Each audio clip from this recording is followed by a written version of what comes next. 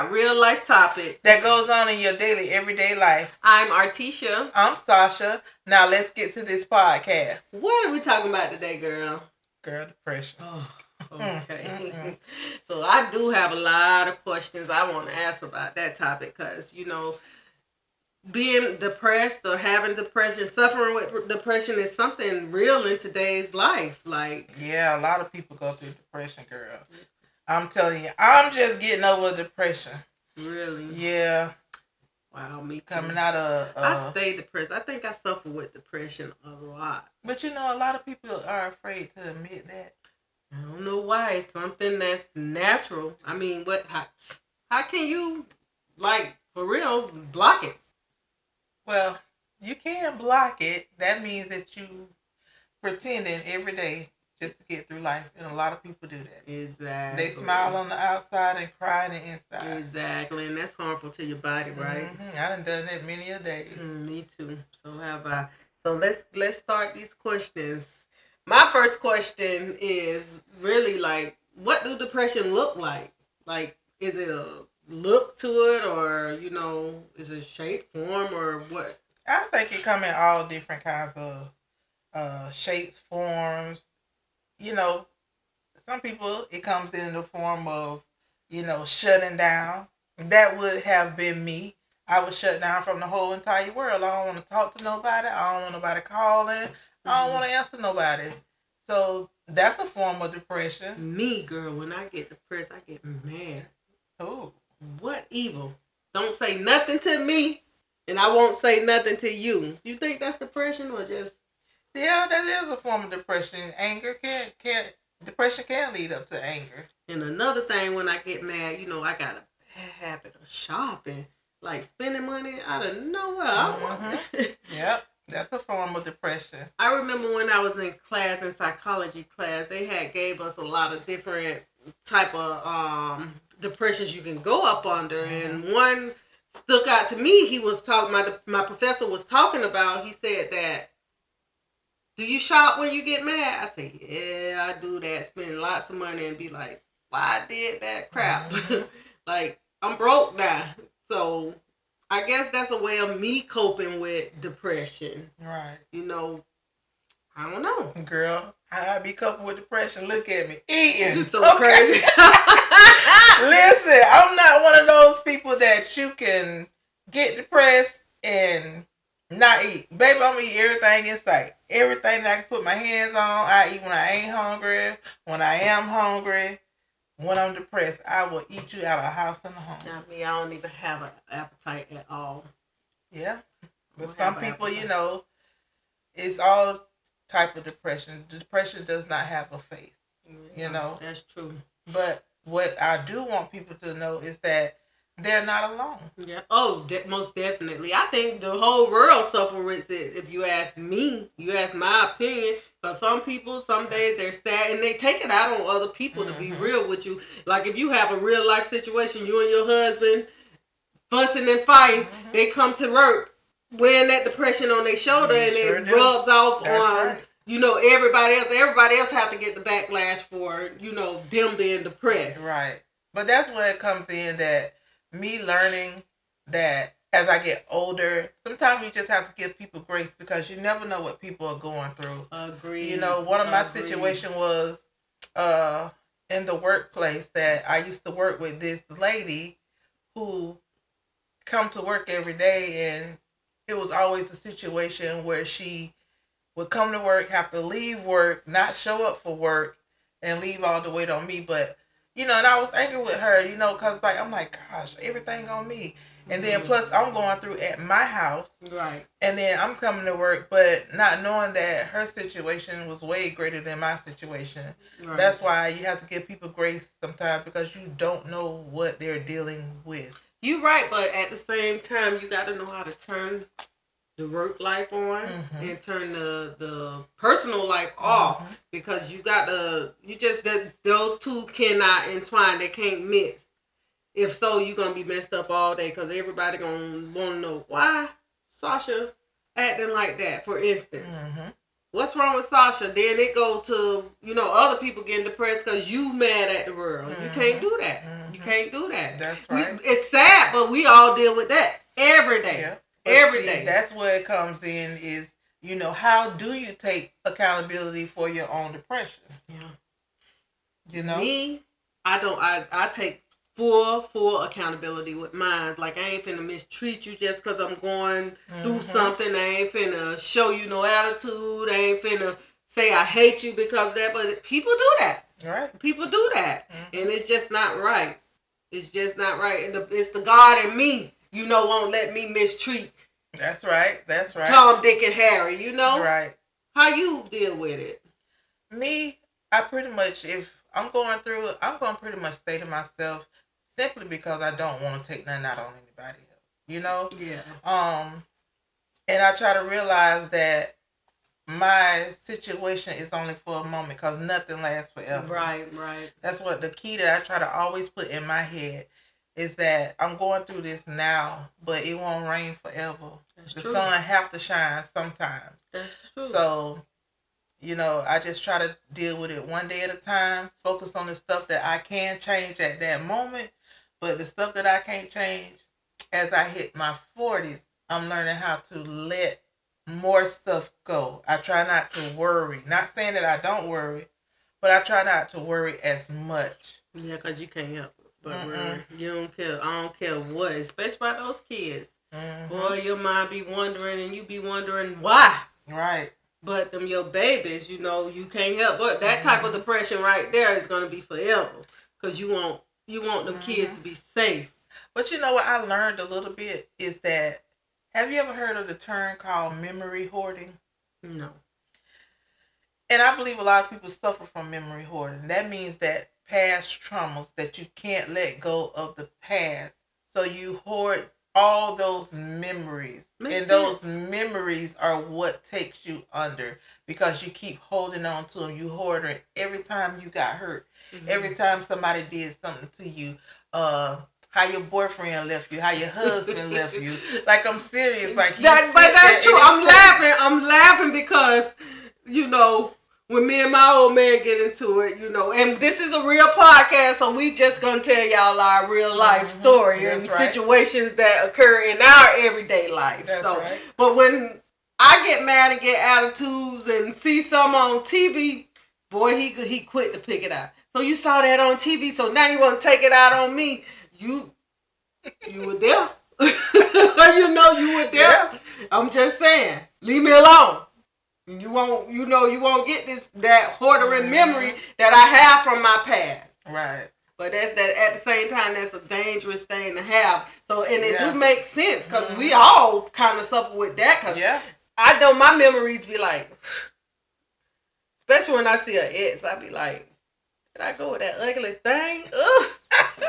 Child, we all can look back and be like, what was I thinking? We all can do that. For real. Yeah. So now let me ask you a question since I ain't been married or nothing like that. But with you being married, how did you get through the depression after the breakup with you and your husband and during y'all process basically through y'all divorce? It was hard at first because you spend half of your life with a person.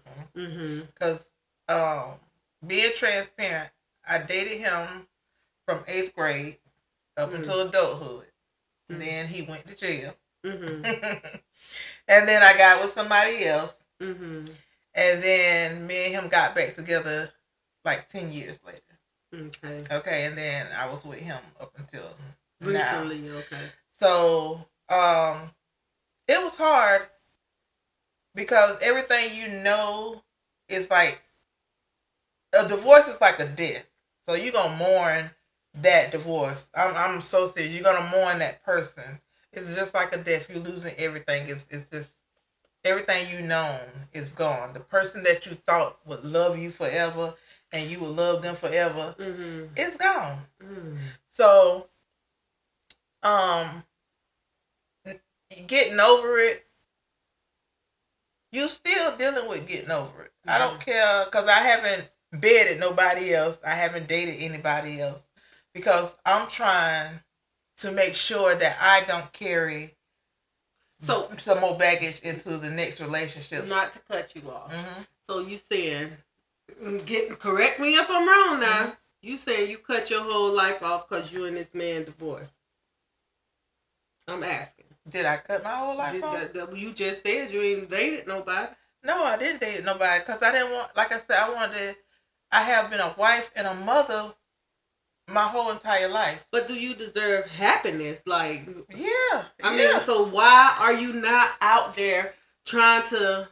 But I had to find myself first, because if I just leave from under him and go get up under another man, then that man is going to have to deal with all the hurt and the pain that this man caused. So I want to make sure that I am healed before I get into a new relationship. But shouldn't. I mean, I don't hold what the last person did to me. You know, I let everybody show their face.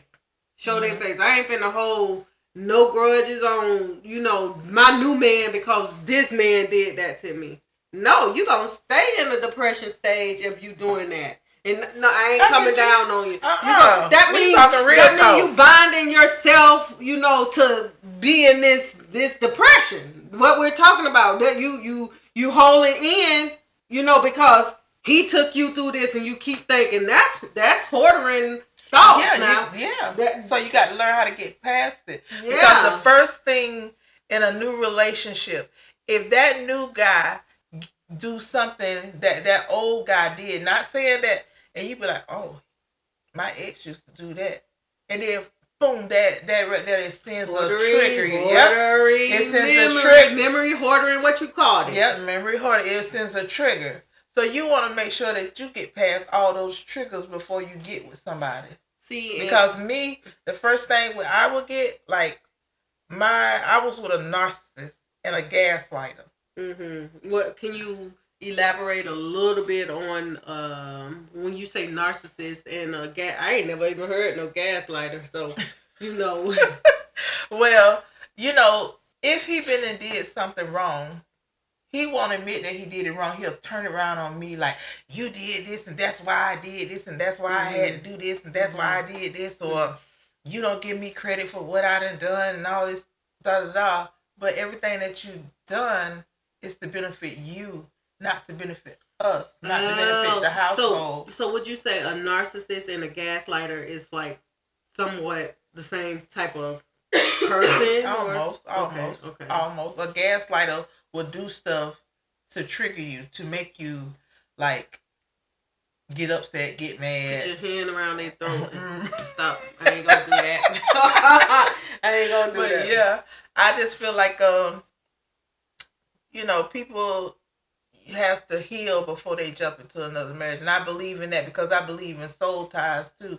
Because I'm not just gonna jump into another relationship and tie my soul to this man and it don't work out, then I'm tying my soul to the next man and it don't work out. So I want to make sure that I learn me all over again before I get into another relationship. Okay, that's understandable because when we get in our 40s, both of us are in our 40s, right? 21 but 40.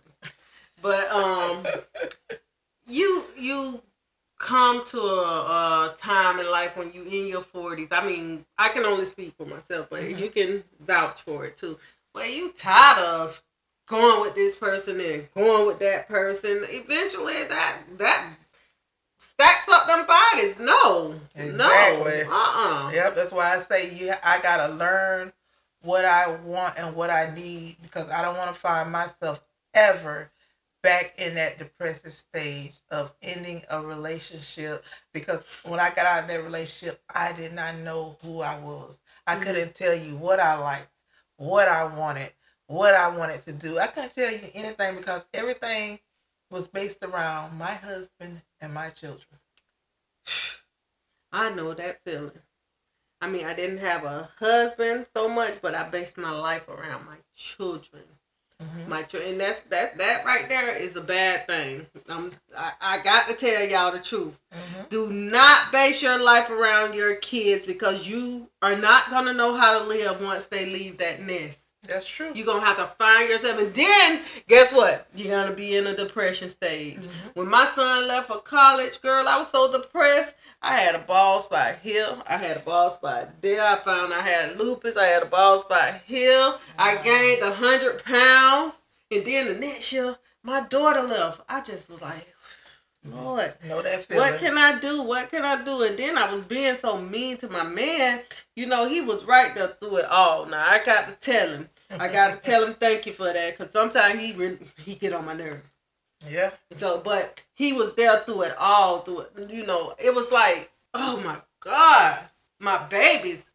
Since I was 21, I lived with these 2 kids until they got grown. They just left me like this. I was like, oh, I was stressed out, honey. I had to cut all my hair off because, baby, woo, all my health was failing me and everything.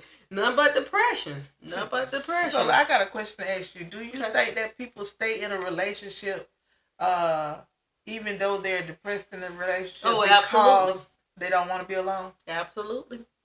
Absolutely, yeah. Absolutely. Mm-hmm. You hit it on the head. A lot of people. A lot of people.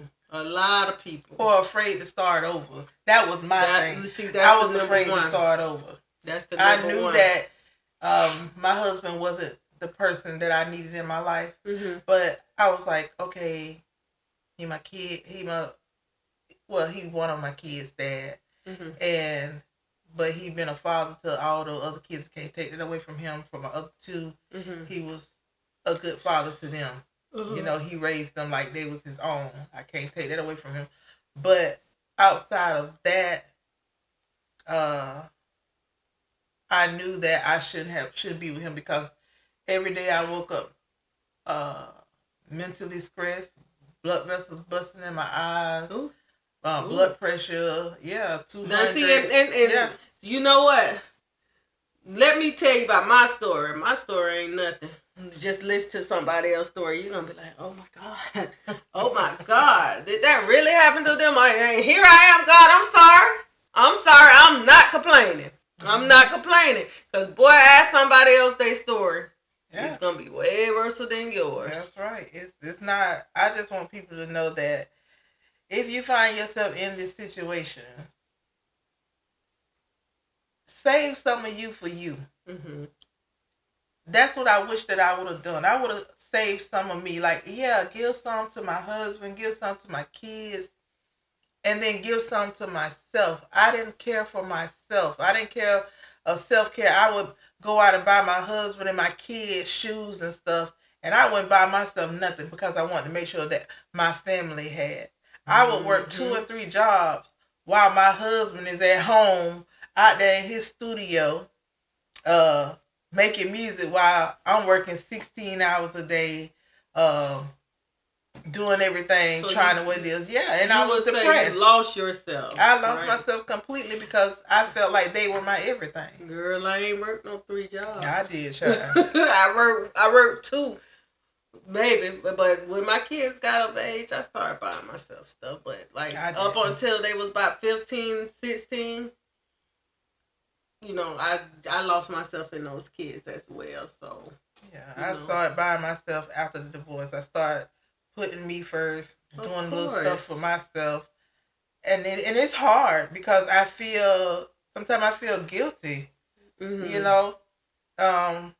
That now I don't want to do for nobody else. You know what I'm saying? Like I hate to say that. Even the people in your life, other people in your life. Sometimes I just want to tell people no. I got depressed because I was a yes girl. Mm-hmm. If anybody called me and asked me to do something, I'd be like, yeah, I do it, even if I didn't feel like doing it. Oh, see. We totally different. I always been a little hell raiser, been mean. Now, if I ain't, no. Yeah, I was always a yes girl. I go ahead and do it, even if I didn't feel like doing it. I get up out my bed, I'll go do it, even though I'm tired. I'll do it, and that caused a lot of depression too that I wasn't aware of. Mm-hmm. And it took one of my friends, to tell me, you need to start telling people no. Mm-hmm. You need to start, because you wearing yourself down. You need to if the lights go out, let that lights go out. He a man. He should pay the bill. He should, what it is. He should be working this hard. He should be out having, and I'd be like, no, but my kids, they're, no, I got to put groceries in the house. Let the lights go off. Now. But I know she not, I know, but she not saying let my lights go off. She's saying, she was saying that let him feel the drift. Yeah, you run and you do everything so he don't care about this way because he feel that you got everything, and you know why he probably felt like that? Because you wore that Superman jacket, that cape. I did, and I ain't even gonna lie to you. I'm gonna be good to the next man. I'm gonna be good to him. I'm gonna be a good wife. I'm gonna be good, cause honey, I ain't no girlfriend material for a long time. Hello, baby. somebody. I ain't no girlfriend material for a long time. I've been a girlfriend for so many years now. Well, I ain't gonna be it for a long time. I'm wifey material. And so am I. Okay. See, I know my worth. So, but you can't. But I will never. One thing about God, I mean to cut you off. He ain't gonna put no more on you than you can bear. You can believe that and take that and run with that any kind of way. Yeah. Anybody who hear this can run with it any kind of way they want to run with it. And that's true. And I used to tell my husband, one day God gonna get tired of you treating me this way, and I'm gonna be gone. Yeah. I'm gonna be it. And now look. I used to tell him that. So I got this serious question about that depression thing. Why do black people feel that they don't have to take therapy?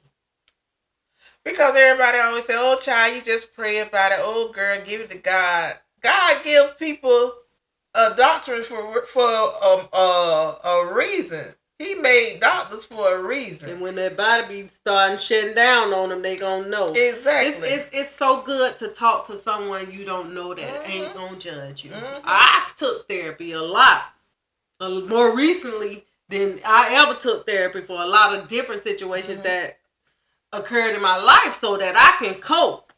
Because I was questioning myself about a lot of different things that was going on in my life. And she just told me, it's depression. You gotta let go some things. It's depression. No, you ain't supposed to do that. And it was a stranger telling me this. Something that I know Sasha might have told me. She would have told me. But something that my mama, my sisters, I got 5 sisters. None of them would have told me the truth about. They would have just let me. I'm just saying, me and my family, we like this. But they won't keep it real with you like somebody that you don't know that's paid to listen to you, right, and give you their honest opinion. So it's good. Therapy is so good in so many ways, man. Yeah, I agree. Therapy, everybody needs therapy. Even if you don't get a therapy, get a life coach to help you get your life back on track. Like, seriously, sometimes we just don't know how to organize our life. And that'll cause us to fall and have the, different, what you want to call it, a setback. Yeah. Because we don't know how to organize things, and that will cause us to go into depression. It will. It will. Just because we don't know how to get our life on track. Everything probably is good, but you don't know how to organize it so that you can feel good about it. That goes back to what we was talking a little bit earlier, saying you got to turn on that work life, turn off that personal life. You got to organize. You got to have your life in order. It don't matter what's what. Everything needs to be in order. That's right. Regardless of what. Yep. I don't know. Can we touch on? Well, I just want to give regular girls, regular women, the okay to talk about being depressed and what you're going through. Don't be ashamed.